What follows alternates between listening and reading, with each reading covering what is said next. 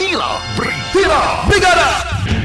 Usapang eleksyon pa rin mga kabrigada ang COMELEC, mga election watchdogs at PNP.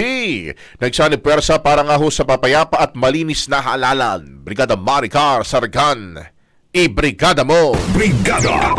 Live report! Puspusan ang paghahanda ng Commission on Elections katuwang ang mga election watchdogs mula sa mga pribadong grupo, timbahan, kabataan at iba't ibang sektor.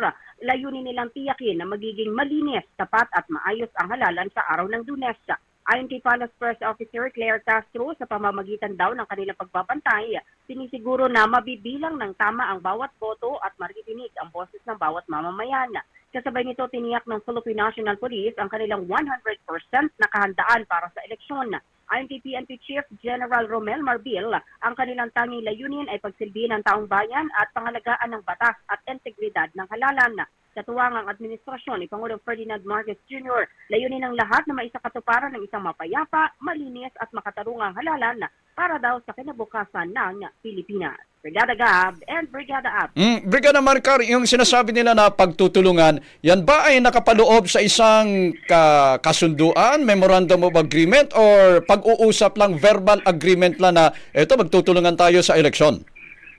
Ang alam natin, every election, Brigada Abs, meron talagang mga pagtutulungan itong ating ahensya, pati yung mga pribadong grupo na nagsisilbing election watchdog, Brigada Abs. Okay. Sige. Thank you. Maraming salamat. In the heart of changing lives, ako si Brigada Maricar Sargan ng 105.1 Brigada News FM Manila, the Music and News Authority. Nakasentro sa mga isyong pangmasa.